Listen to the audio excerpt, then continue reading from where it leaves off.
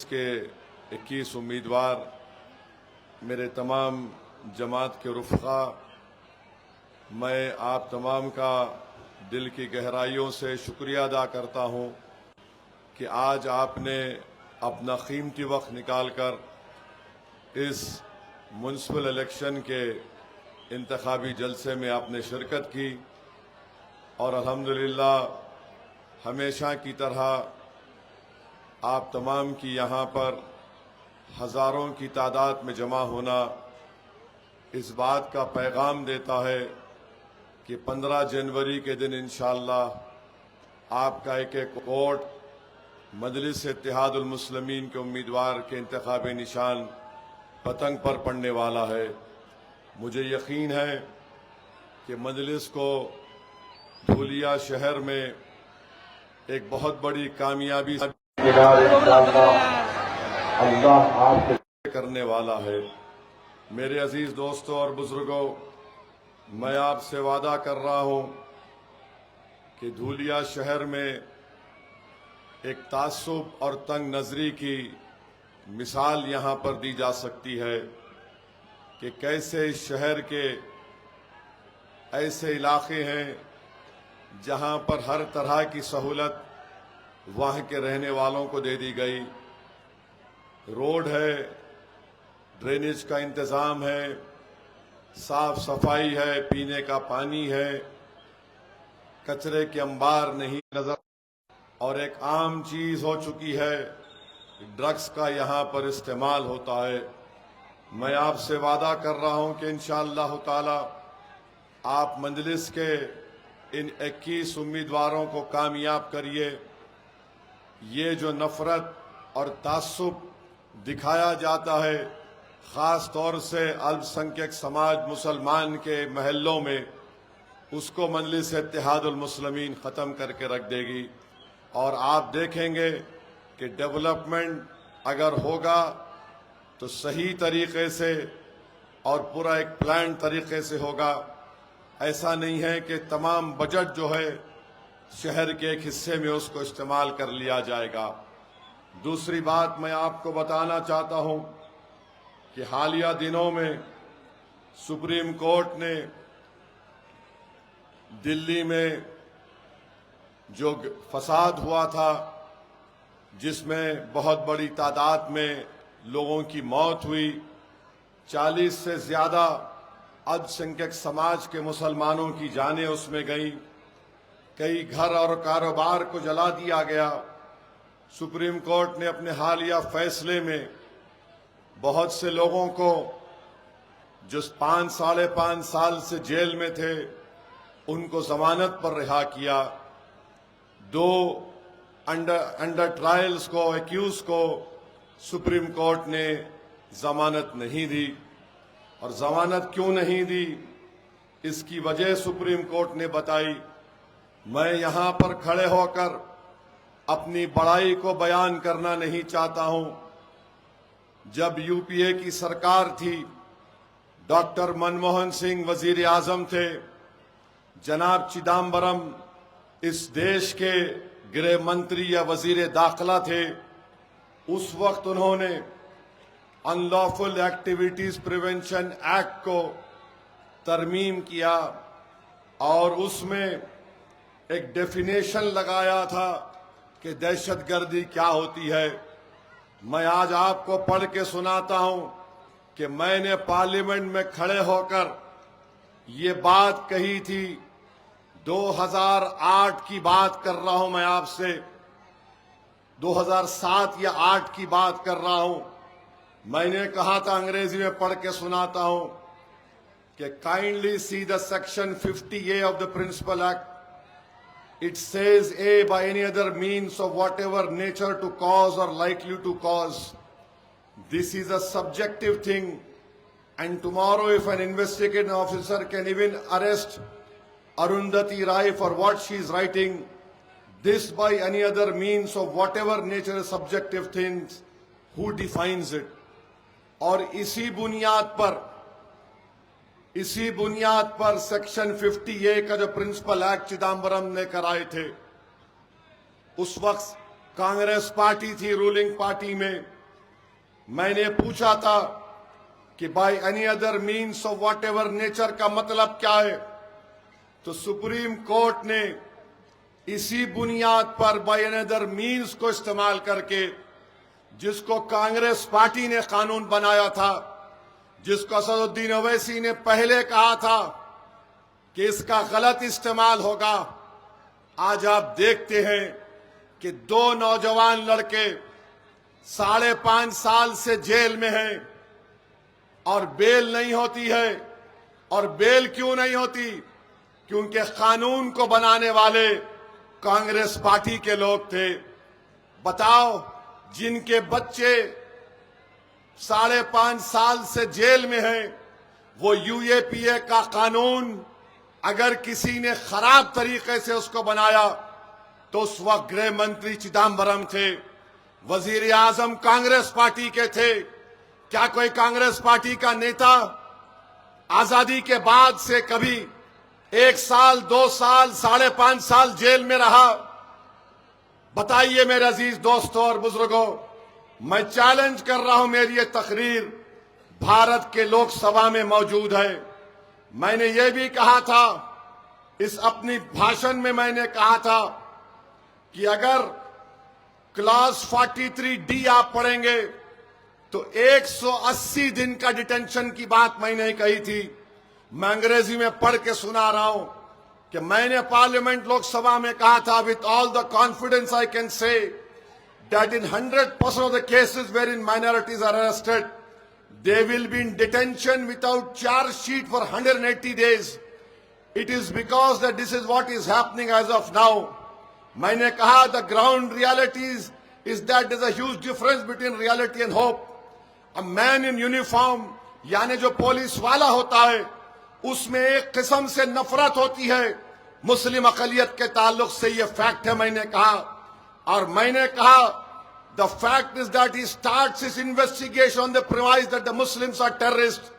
I can say with all the confidence that they will be detained for 180 days. मेरे अजीज दोस्तों और बुजुर्गों, इसकी बात मैंने बरसों पहले कही थी। आज जिन बच्चे जेल में सड़ रहे हैं, जो मोदी के खिलाफ अगर कोई तकरीर करता है या फेसबुक पर लिखता है, तो ये मोदी सरकार उस कानून को इस्तेमाल करती है जिसको डॉक्टर मनमोहन सिंह की सरकार ने इसको मंजूर करवाया था।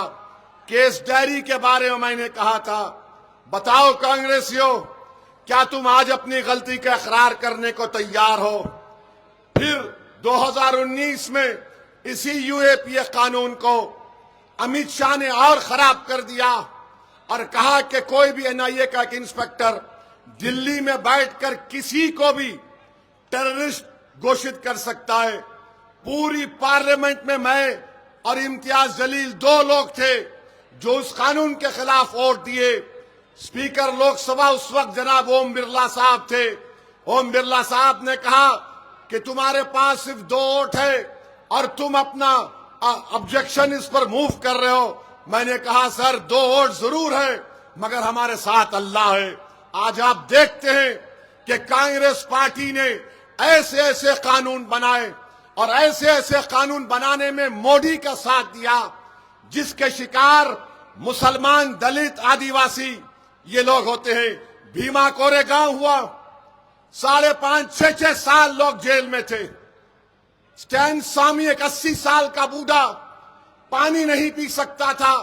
उसने हुकूमत से कहा, महाराष्ट्र की बीजेपी गवर्नमेंट से, मैं गिलास में पानी नहीं पी सकता, मुझे पानी पीने के लिए स्ट्रा दो। वो स्टैन स्वामी जेल में मर गया।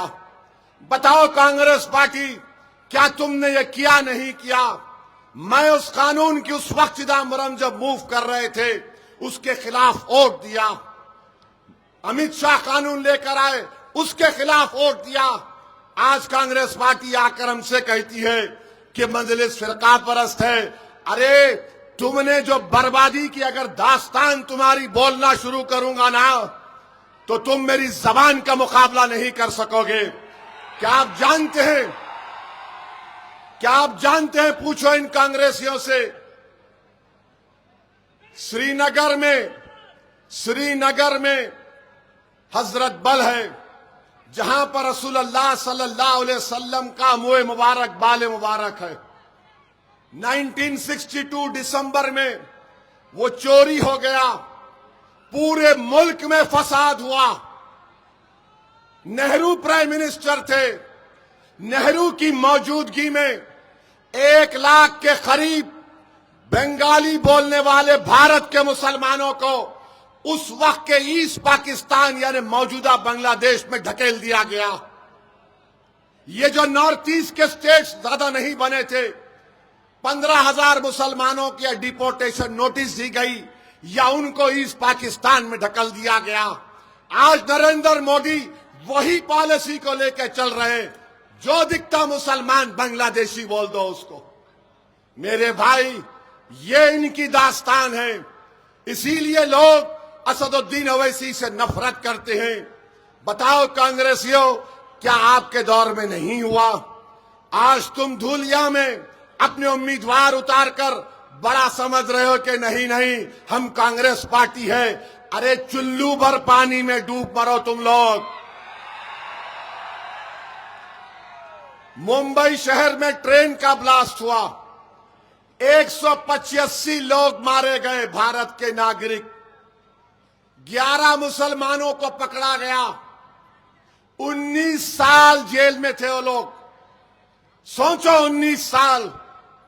अगर तुम आज जलसे में यहां पर आए हो और खुदा ना खास्ता तुम्हारे घर से फोन आता है कि जल्दी आओ अब्बा की तबीयत खराब हो रही, तो तुम दौड़ते हुए जाते। सोचो थोड़ी देर के लिए वो 11 लोग 19 साल जेल में थे। कौन था महाराष्ट्र का चीफ मिनिस्टर? किसकी पार्टी सरकार में थी? कांग्रेस पार्टी थी। 19 साल हाईकोर्ट ने कहा ये तमाम 11 लोग बेकसूर हैं। मरने वालों के परिवार को नहीं मालूम कि किसने मेरे भाई बेटे को मारा। जिसको जेल में डाला गया उनके परिवार को नहीं मालूम मेरे बेटे को क्यों जेल में रखा गया। उसमें से एक अंसारी था, उसमें से एक अंसारी था जो जेल में ही मर गया। उसको यह खुशखबरी नहीं मिली कि उसको कोर्ट ने बरी कर दिया। सुनो अंसारी भाइयों, ये सच्चाई को बयान कर रहा हूं मैं तुम्हारे सामने। और फिर दारुसलाम को मेरे पास मिलने एक शख्स आए थे जो 19 साल जेल में थे। उन्होंने लाकर अपनी बेटी को मिलाया और कहा कि ओवैसी भाई, ये मेरी बच्ची मेरी बीवी के गोद में थी जब मैं जेल को चला गया। आज मैं बाहर निकला तो मेरी बच्ची जवान हो गई। ये इनके कारनामे हैं, ये इनकी हकीकत है। मालेगांव में बम ब्लास्ट हुआ, 2 बम ब्लास्ट हुए। मरने वाले पूछ रहे हैं कि किसने मारा। जेल को चले गए, नाखूने पकड़ पकड़ कर मुंबई के एटीएस उनके नाखून निकालती थी हाथ और पैर से। मेरे भाई याद रखो, अगर तुम्हारे नुमाइंदे नहीं रहेंगे तो आप और हम नाइंसाफी के खिलाफ आवाज नहीं उठा सकेंगे। नाइंसाफी के खिलाफ आवाज उठाने के लिए भारत का संविधान आपको इस बात की इजाजत देता है कि आप अपने वोट से अपने पसंद के उम्मीदवारों को कामयाब करिए। धूलिया में आपने मंजलिस को मजबूत किया, आपने जमात को कामयाब किया। मैं आपका शुक्रिया अदा करता हूं। आपने 70,000 के करीब वोट हालिया असेंबली इलेक्शन में मजलिस इत्तेहादुल मुस्लिमीन को दिए। मैं आपको सलाम करता हूं। हम कामयाब नहीं हुए, मगर असदुद्दीन ओवैसी आपसे वादा करके जा रहा है कि मेरी भी जिद है और मैं अल्लाह से दुआ कर रहा हूं कि परवरदिगार, अगर हम अब नहीं जीते तो 5 साल के बाद धुलिया, औरंगाबाद, शोलापुर और मुंबई और विदर्भा से मजलिस के मेले को कामयाब कराएंगे। जिताएंगे धुलिया से मजलिस के विधायक को दोबारा इंशाअल्लाह ताला। हम पीछे हटने वाले नहीं हैं। और याद रखिए, मजलिस इज्तिमाइयत की बात करती है, मजलिस इनफरादियत की बात नहीं करती। अगर मैं भी मर जाऊंगा, जो मैं मरूंगा एक दिन, मंजलिस आबाद रहेगी, मंजलिस ताकतवर रहेगी। अगर कोई ये समझता है कि उसके चले जाने से मंजलिस कमजोर हो जाएगी, अरे अगर आज मैं मंजलिस में नहीं रहूंगा तो मेरी कोई पहचान नहीं है, मेरी कोई पहचान नहीं है। अगर अल्लाह ने मुझे आज इज्जत दी, बोलने की सलाहियत दी, तो वो सिर्फ अल्लाह ने मजलिस इत्तेहादुल मुस्लिमीन की वजह से मुझे वो मुकाम दिया। अगर कोई भी शख्स जो आज इस डाइस पर बैठा हुआ है वो भी सुन ले, अगर वो ये समझ रहे हैं कि मैं हूं तो मजलिस है, अरे तुम है, तुम रहो या ना रहो, अल्लाह तो वहदहू ला शरीक है, अल्लाह तो हमेशा रहने वाला है। अल्लाह अपना काम किसी से भी ले सकता है, हम रब्बे कायनात के मोहताज हैं। तो कोई हरगिज ये ना समझे कि मैं हूं तो मंजलिस है। अरे मंजलिस रहेगी, जो खुशकिस्मत होगा वो वफादार रहेगा, वही खुशकिस्मत होगा जो इन गरीबों की आवाज को समझेगा।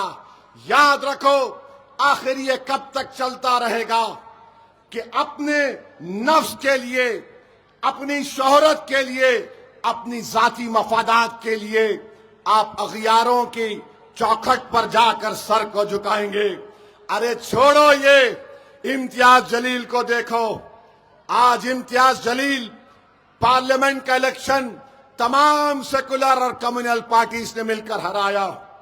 असेंबली का इलेक्शन लड़ा इम्तियाज जलील, 1100 वोट से हार गया। इम्तियाज जलील हार गया, मगर अल्लाह ने इम्तियाज जलील को इतनी शोहरत से नवाजा कि आज अगर महाराष्ट्र के मुसलमानों का अगर कोई सबसे बड़ा नेता है तो उसका नाम सैयद इम्तियाज जलील है। आज आप जानते हैं इस बात को।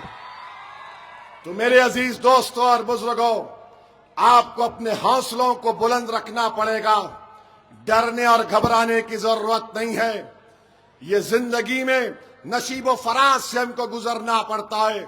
हम जरूर इंशाअल्लाह ताला दोबारा धूलिया से मंजलिस के मेले को मुंतखब करेंगे। तीसरी बात, ये राष्ट्रवादी कांग्रेस भी इलेक्शन लड़ रही है ना। ये अजीत पवार अपने चीचा शरद पवार का नहीं हुआ तो इनके साथ जो दुम चलने फिर रहे उनका क्या होगा। वो जो शरद पवार का नहीं हुआ, जिसने सब कुछ उसको देकर आगे बढ़ाया, वो उसी को टाटा बाय बाय कर दिया। तो मेरे भाई, मैं आपसे अपील कर रहा हूं, हां ये अजीब मजाक है कि मुंबई में एक ही कैबिनेट में फडणवीस बैठते, शिंदे बैठते और अजीत पवार बैठते। अब ये चुनाव हो रहा है तो फडणवीस एक तरफ मुंह करके बैठ गए, दूसरी तरफ मुंह करके बैठ गए शिंदे और अजीत पवार। किसको बेवकूफ बना रहे हैं ये लोग? किसको बेवकूफ बना रहे हैं? वहां मुंबई में बैठकर दबाकर वड़ा पाव, मलाई दबाकर खाएंगे और यहां धूलिया को आके बोलेंगे मैं नहीं जानता उसको ने कौन है। इसको बोलते नूरा कुश्ती। ये नूरा कुश्ती हो रही है फडणवीस, शिंदे और अजीत पवार के दरमियान में। और मेरी बात लिख के रख लो आप, 5 साल के बाद जब असेंबली इलेक्शन होंगे, ना शिंदे रहेंगे ना अजीत पवार रहेंगे। कौन रहेगा? असदुद्दीन ओवैसी की जमात मजलिस इत्तेहादुल मुस्लिमीन रहेगी और धूलिया पर अपना एमएलए कामयाब करेगी इंशाअल्लाह। ये सब चले जाएंगे, नहीं रहेंगे ये लोग। एक तमाशा बनाकर मजाक किया जा रहा है जनता से, मगर महाराष्ट्र की जनता, बिहार की जनता की तरह बड़े ही सियासी शऊर रखने वाली जनता है। वो ये सब तमाशा देख रही है कि कैसे ये कबड्डी मैच हो रहा है। इनका पकड़, उनका पकड़, उनको छोड़, इनको पकड़। ठीक है, जनता जब किसी के पैर पकड़ लेती ना तो उसको मट्ठी चका देती। और मट्टी चकाने का टाइम अनकरीब में जल्दी आने वाला है। चौथी बात, मुझे अभी बताया गया कि हमारे उम्मीदवारों को, मजलिस के बाद जिम्मेदारों को फोन करके डराया जा रहा है। मैं फोन करने वालों से कह रहा हूं कि तुम्हारा सियासी बाप भी अगर आके बोलेगा तो हम उसकी भी नहीं सुनेंगे, उसके मुंह पे थूक कर पतंग को बटन दबाएंगे। ये डराने की बातें मत करो। याद रखो, वो जमाना चले गया, तुम लुंगी उठा के दिखाएंगे तो हमारे को मालूम क्या करना, समझे ना। वो गया जमाना, बड़े छोटे हम बड़े, अरे कोई बड़ा नहीं, सब एक है। डराएंगे तो तुम याद रखो मैं भी डरा सकता हूं।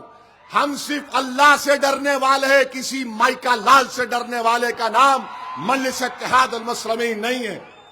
तो जितनी तुम्हारी इज्जत अभी बाकी है उस इज्जत को बाकी रख लो, वरना जो तुमने नाम कमाया वो पूरा खत्म हो जाएगा। तो आपसे भी अपील कर रहा हूं, ये जमात आपकी है, मजलिस को कामयाब आपको करना है अपनी दुआओं से, अपने वोट से और पतंग के निशान पर बटन दबाकर। हमने जनाब इरशाद साहब को ये जिम्मेदारी दी है। मैं शुक्रगुजार हूं जनाब इरशाद साहब का कि उन्होंने इस जिम्मेदारों को निभाने के लिए बहुत ही अहम तरीके से और मेहनत से काम कर रहे हैं। तो आप जनाब इरशाद साहब और मजलिस की इस पूरी टीम का साथ दीजिए।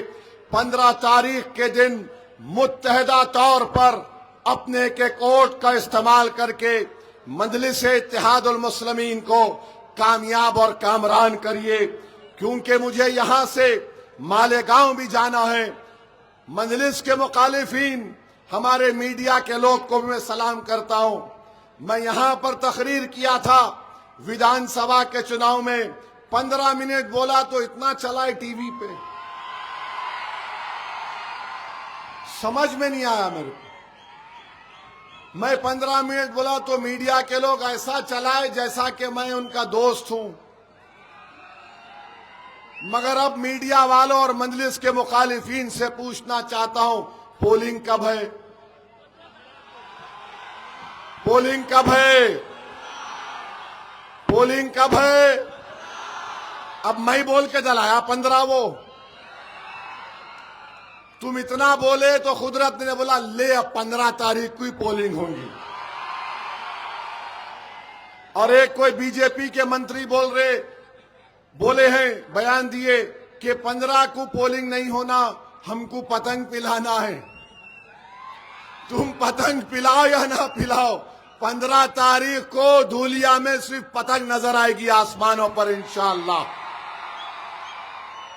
और अहम बात, नरेंद्र मोदी, अजित पवार, शिंदे, नीतीश कुमार, कुमारस्वामी, चंद्रबाबू नायडू, इन तमाम ने मिलकर एक वक्त तरमीमी कानून बनाया और वो कानून इस संविधान के खिलाफ है। संविधान जिसको बाबा साहिब अंबेडकर ने बनाया, उस संविधान के फंडामेंटल राइट्स के खिलाफ है। यह कानून जो बनाया गया आर्टिकल 25, 26 और 14 की खिलाफ वर्जी करता है। इस कानून के जरिए मोदी, शिंदे और अजीत पवार मस्जिदों को, दरगाहों को, खानकाहों को, कब्रस्तान को छीनना चाहते हैं। जो लोग राष्ट्रवादी का खंडवा डालकर फिर रहे हैं, अगर तुम्हारा कब्रस्तान को छीनने की कोशिश करेगा, उसका कानून बन चुका है। और उसकी पहली मिसाल दिल्ली में तुर्कमान गेट की मस्जिद का हम देख रहे हैं। दिल्ली वक्फ बोर्ड है, कुछ नहीं करता, कोर्ट से ऑर्डर आ गया, अपील रिव्यू पिटीशन फाइल नहीं होता।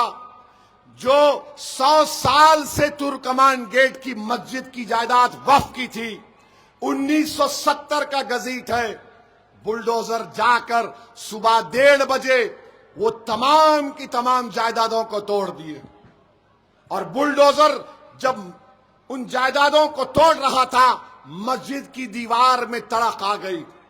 अब बोल रहे कि दीवार को भी तोड़ देंगे क्योंकि आपकी जान को खतरा है। मैं पूछना चाहता हूं अजीत पवार से, बताओ आपने इस कानून को बनाने में मोदी का तायीद की, ताउन किया। मेरे अजीज दोस्तों और बुजुर्गों, ये इतना गंदा कानून है।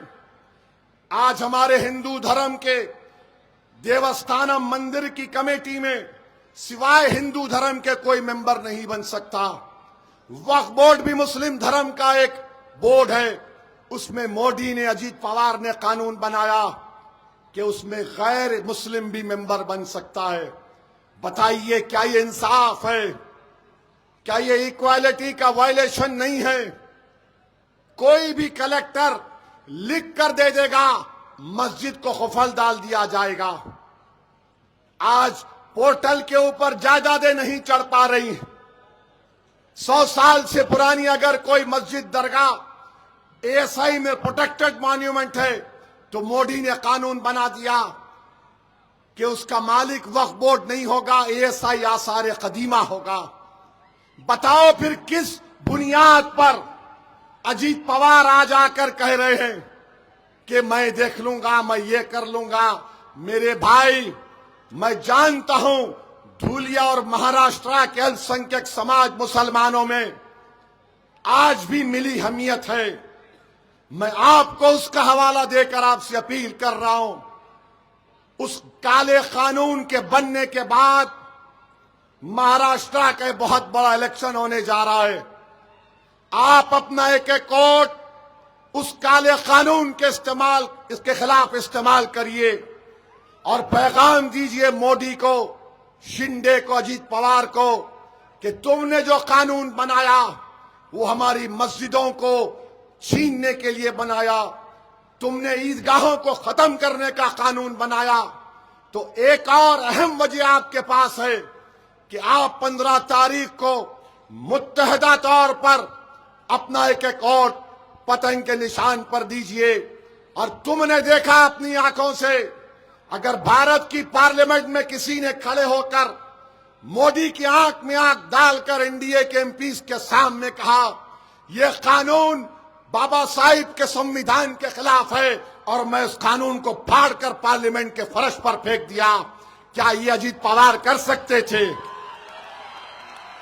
तो मेरे अजीज दोस्तों और बुजुर्गों, 15 तारीख को क्या होगा?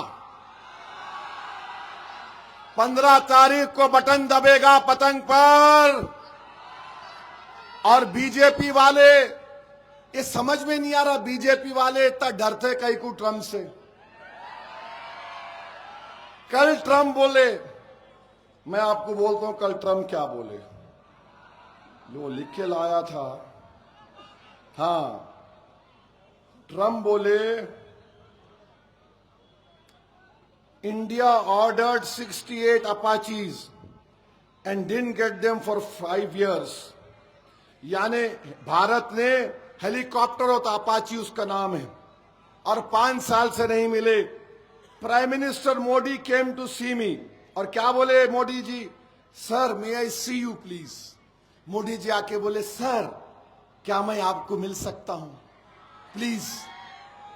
ये क्या है? अरे कुछ तो बोलो बीजेपी वालों, तुम्हारा नेशनलिज्म कहां चले जाता है? मोदी के हम सख्त मुखालिफत हैं, जिंदगी भर उनकी तायीद सियासी तौर पे नहीं करेंगे। समंदर के दो किनारे एक नहीं हो सकते, मगर मोदी तो भारत का प्रधानमंत्री है ना। अमेरिका बोल रहा कि मोदी मेरे को आके बोले sir please may I see you.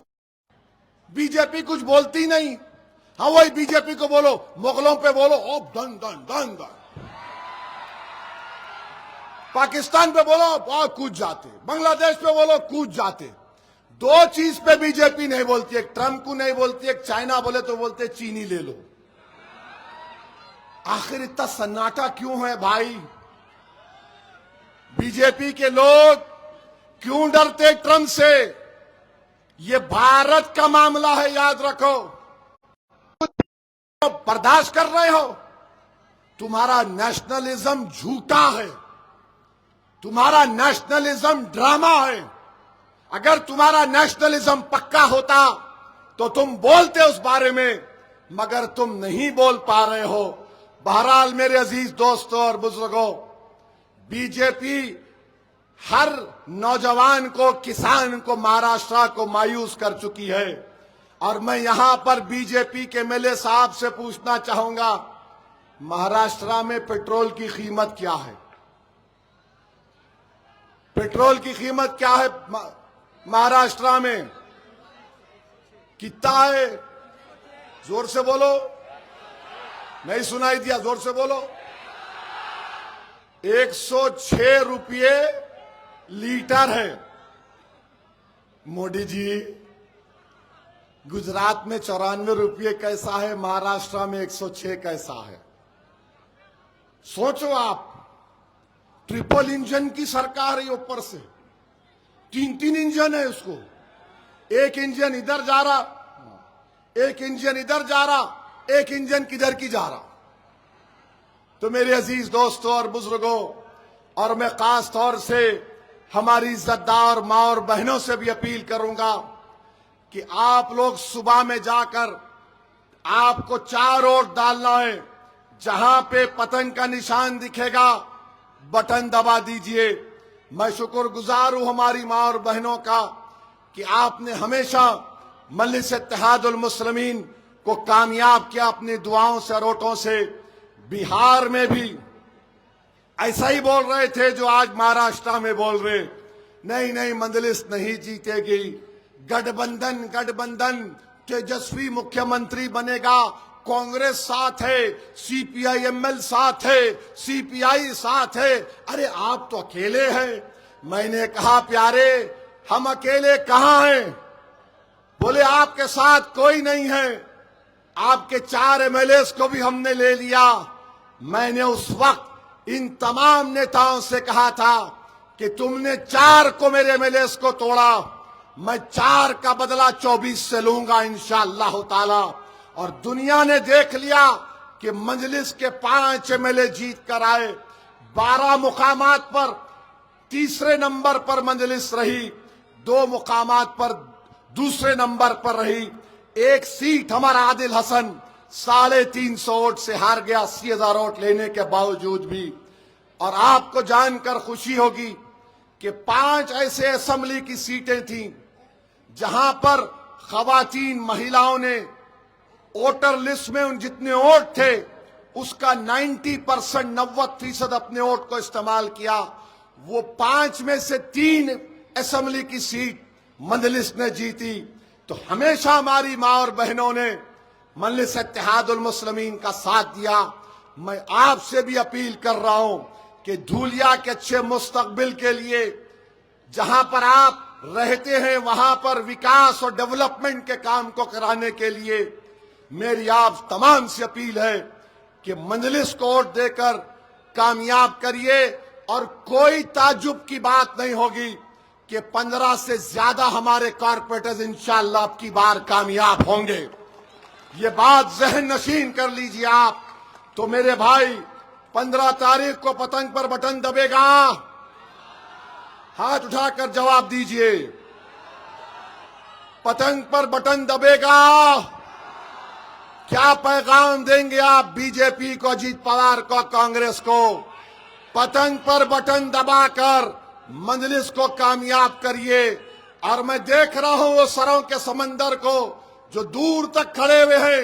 मैं उनसे कहूंगा कि जो दूर खड़े हुए हैं वो अपनी सेल फोन की लाइट को खोले, और यहां के लोग भी अपनी सेल फोन की लाइट खोलकर दुनिया को बता दें, महाराष्ट्र को बता दें, मजलिस के मुखालिफिन को बता दें कि ये मजलिस इत्तेहादुल मुस्लिमीन की मोहब्बत है, ये मजलिस इत्तेहादुल मुस्लिमीन की कामयाबी होगी।